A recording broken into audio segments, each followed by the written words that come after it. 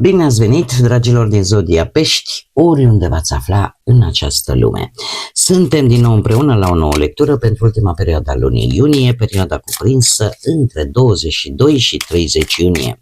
Așa că, dragilor, toți cei care aveți nu doar soarele, ci și luna, Venus sau poate ascendentul în Zodia Pești, această lectură este de asemenea și pentru voi.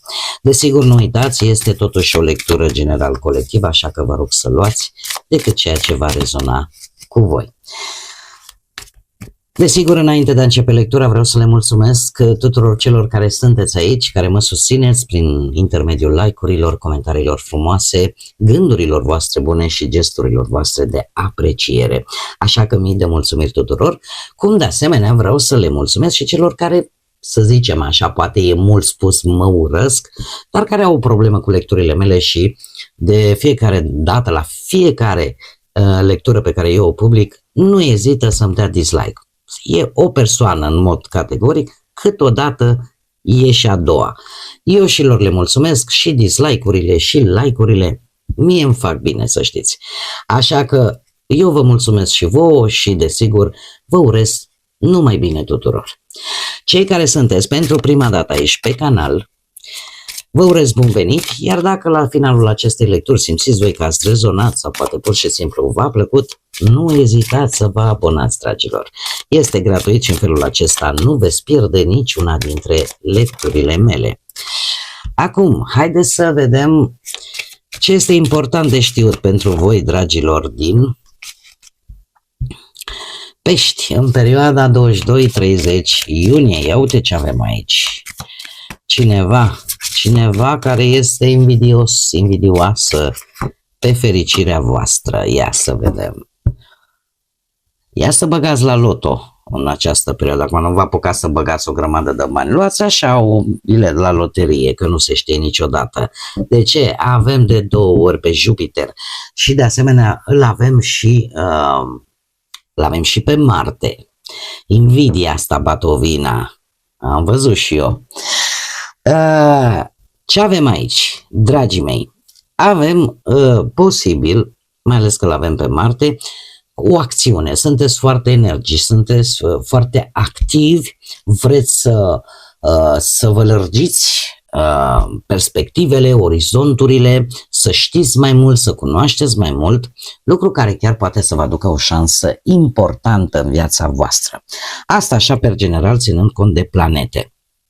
Revenind la cărțile noastre, aș spune că există într-adevăr mici atacuri, mici răutăți, să le spunem așa, sau poate un soi de ipocrizie din partea unor persoane vis-a-vis de voi, de fericirea voastră și de șansa voastră bună care apare în această perioadă.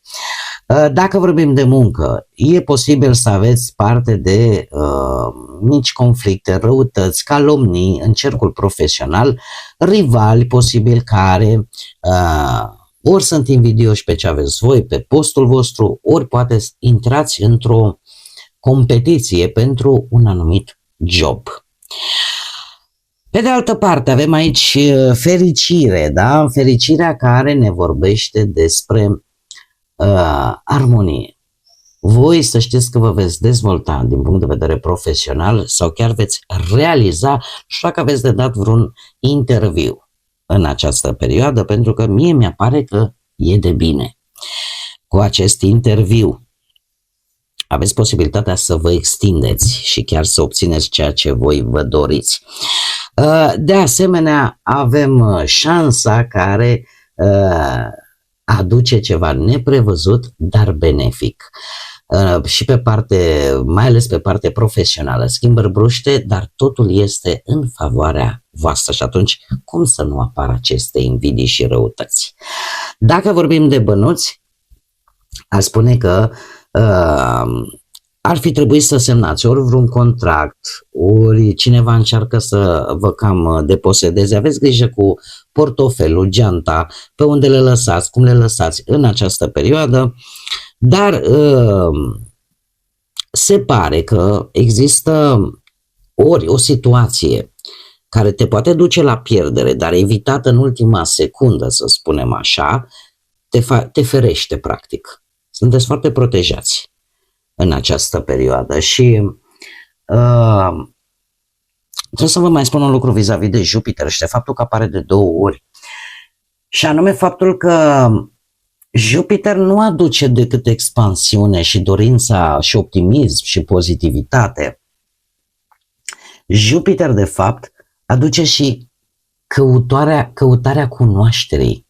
Nu mai faceți lucrurile ca până acum, fără să aveți toate informațiile pe masă. Faptul că sunteți curioși, faptul că vreți să aflați, vă poate ajuta enorm în această perioadă. Vorbeam de bănuți.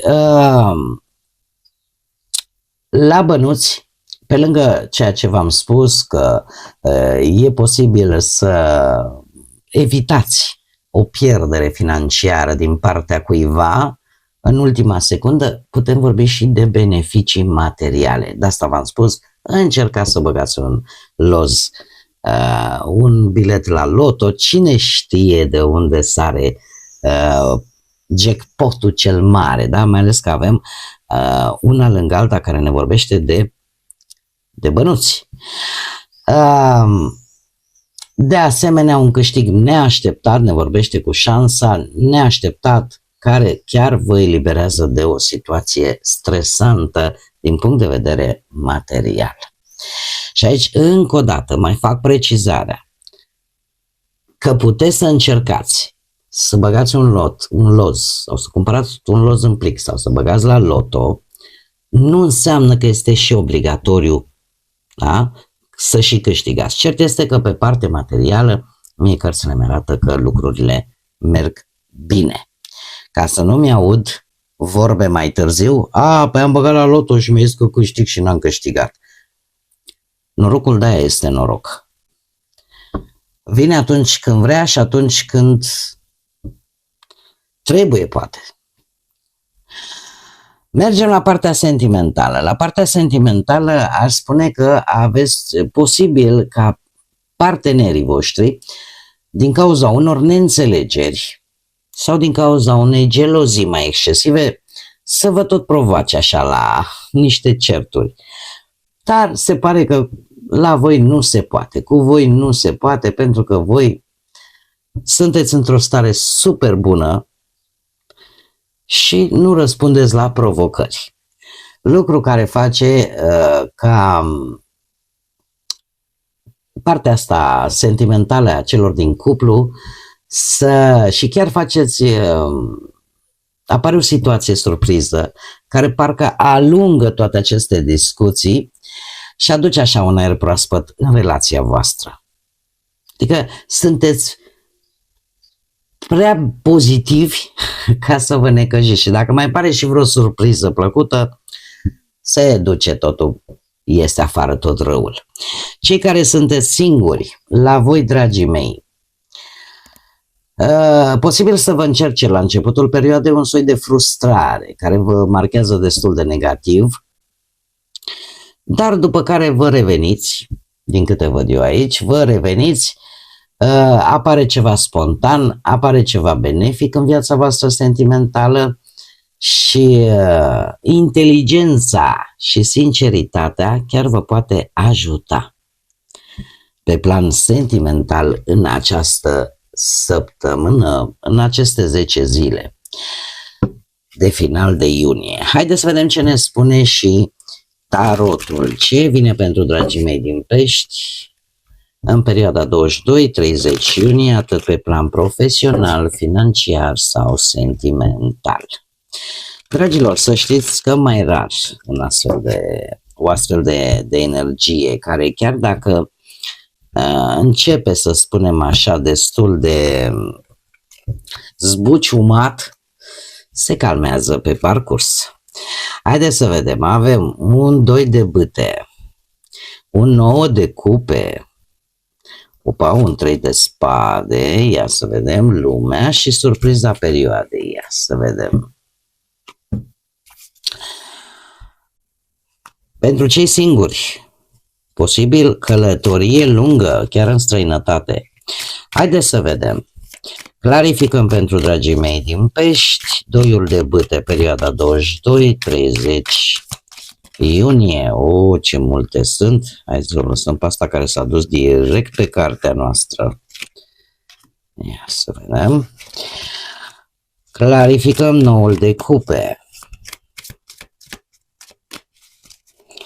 Clarificăm noul de cupe. E ceva care va duce satisfacție. Ia uite la bănuți. Ia să vedem treiul de spade. Clarificăm treiul de spade.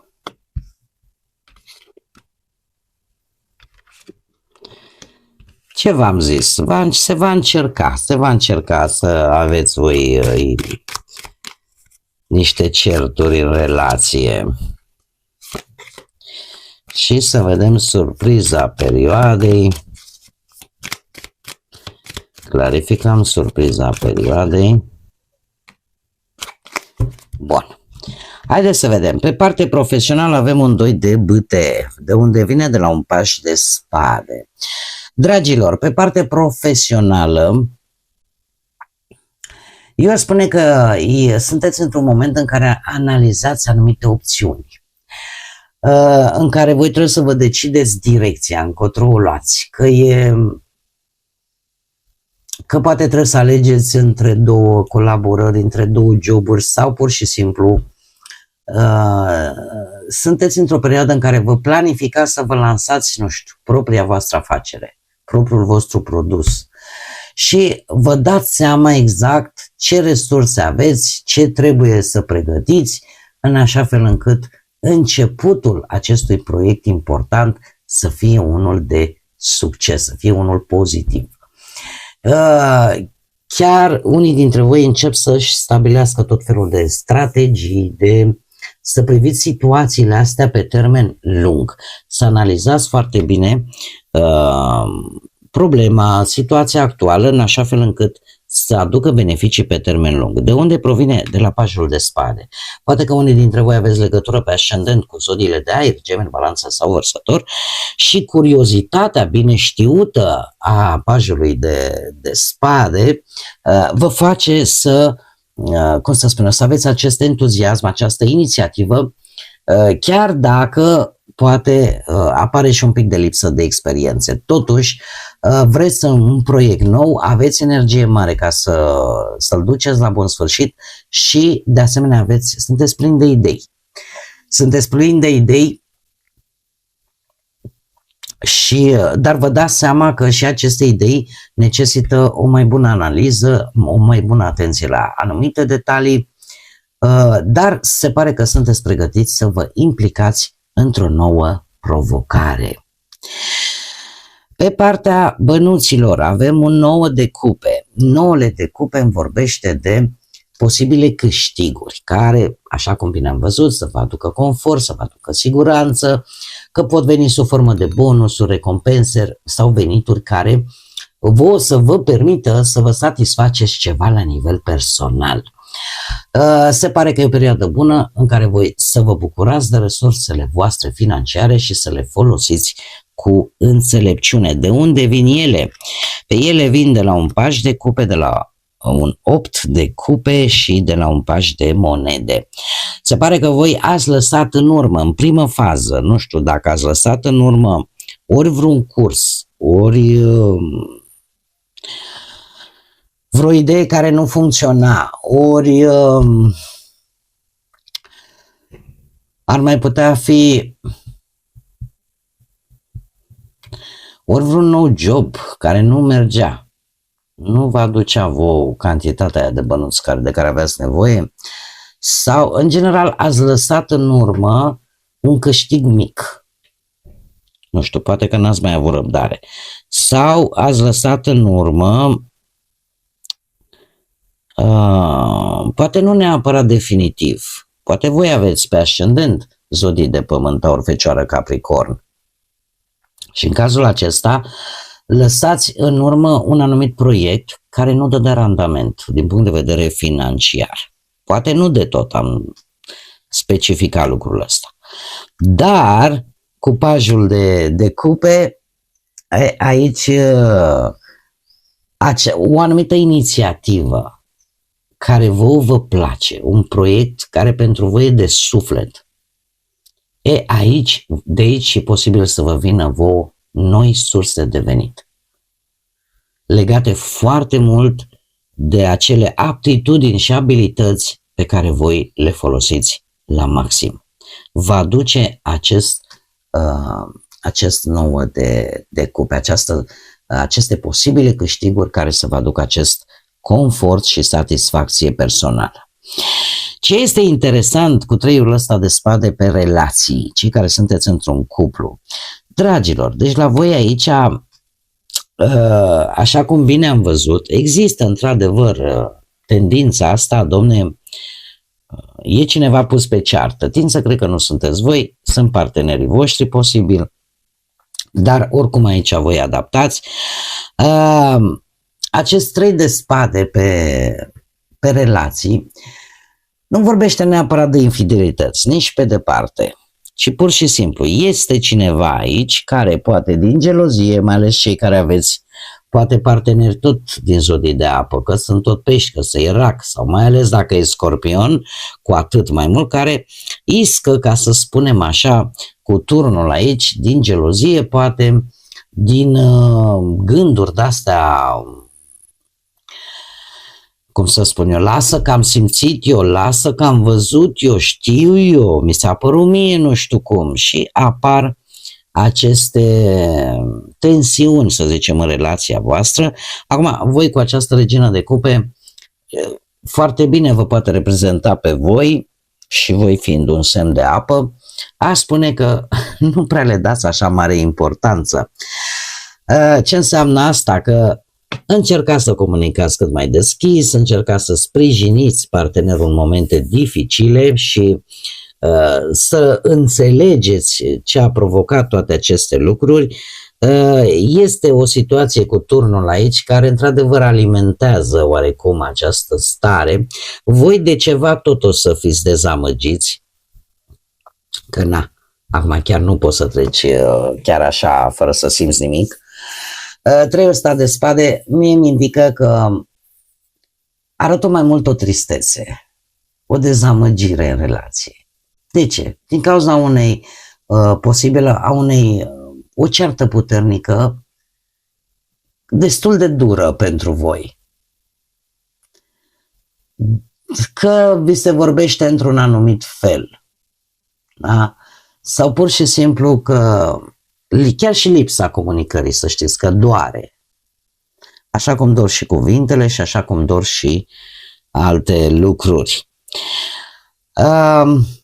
Ce ar mai fi de spus? Faptul că, de asemenea, turnul vorbește de Scorpion. Nu doar de Scorpion, este adevărat, și de Berbec, dar și aici avem pe Marte, care e guvernatorul Berbecului, care s-ar putea să fie pus pe harță în această perioadă. Dar, din câte văd eu aici, așa cum am mai spus, voi încercați să mențineți armonia, încercați să mențineți, să faceți așa, hai dragă, uite că lasă că o să fie bine, sunteți așa foarte grijulii. Cei care sunteți singuri, așa cum am mai spus, voi s-ar putea să plecați într-o călătorie departe. Avem un doi de bâte. De ce? Cu acest doi de bâte e posibil să vreți să ieșiți din zona voastră de confort, să aveți o anumită întâlnire cu intenție clară.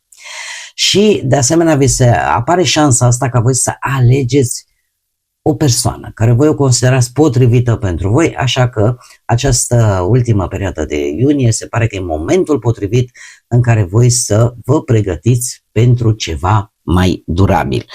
Avem lumea care pentru cei singuri ne arată faptul că voi sunteți complet pregătiți, ca să spunem așa, pentru o relație sănătoasă, pentru o relație matură și că este momentul potrivit, desigur, ca voi să întâlniți un partener, o parteneră compatibili cu voi. Da? Să începeți un nou capitol emoțional și poate asta chiar în urma unei călătorii cu avionul, în afara, la distanță mare posibil. Care e surpriza săptămânii? Ce să vezi? Un 8 de spade. voi la un moment dat o să traversați un moment în care un cavaler de spade vine cu, eu aș spune că, nu știu dacă neapărat vine cu un adevăr. Nu știu dacă neapărat vine cu un adevăr. Sau poate cu un adevăr pe jumătate. Eu nu știu, așa-l percep. Intuitiv așa-l percep. Dar pe voi vă pune un pic în încurcătură, să spunem așa, sau nu neapărat în încurcătură, vă blochează un pic. Cavalerul de spade reprezintă zodiile de aer, Gemeni, Balanță, Vărsător și în general este cineva foarte direct. Este cineva foarte direct pe care nu-l interesează ce consecințe au vorbele sale și el, ori voi vă dați seama de un lucru și îl puneți în fața faptului împlinit pe această persoană și răspunsul acestei persoane pe voi vă pune un pic în ceață. De ce? Pentru că începe să vă faceți tot felul de idei, de scenarii, care posibil să n-aibă nimic de văzut cu acest adevăr aparent. Așa că trebuie să aveți un pic de grijă în această perioadă.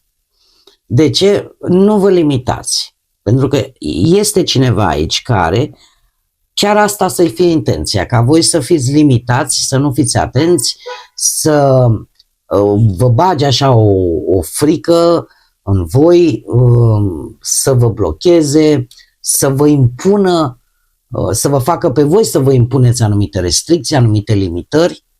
Da? Cheia care este? Să vedeți clar situația și să nu intrați în acest blocaj de 8 de spade. Pentru că, nu știu, asta vă spun, adevărul ăsta ori este pe jumătate, ori nu este ceea ce pare, ori pe voi vă bulversează felul în care este el prezentat, pe voi vă pune un pic în încurcătură. Așa că profitați. Cum am mai spus, energia lui jupiteriană, Jupiter, ne vorbește căutarea informației, căutarea cunoașterii. Da? Bun. Haideți să vedem și care este, uite, vreau să scot mesajul. M-a luat de val surpriza asta și pe mine. Haideți să vedem mesajul pentru voi, dragilor, din Pești. Te-a vrut să sară, dar s-a răzgândit. Multe, nu sunt decât 3. Hai să le spunem pe toate. Știe ele de ce au ieșit. Haideți să vedem. Țepi. Avem așa, 1, 3, 4 și 31 sau 13 și ne spune așa.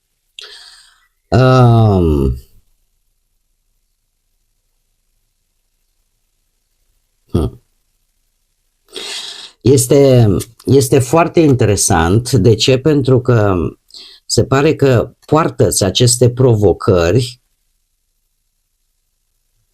sau mai bine zis, trecerea prin aceste provocări te vor face, îți vor aduce un viitor nou și mai pozitiv. Deci este o perioadă, se întrezăresc lucruri bune pentru voi și ar fi păcat să nu și profitați de ele, chiar dacă sunt destul de provocatoare, după cum bine vedem. Pe de altă parte, avem un alt mesaj, 1, 5, 6, 15, cheia.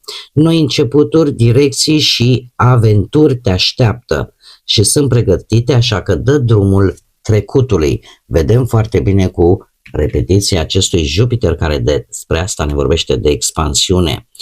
Avem desigur numărul maestru 22, muntele, și spune așa, trebuie să știi că ești protejat și poți face față acestor provocări, dar întotdeauna rămâi prevăzător. Așa cum v-am mai spus și cu acest 8 de spade. Da? Nu luați de bună tot ceea ce vi se servește.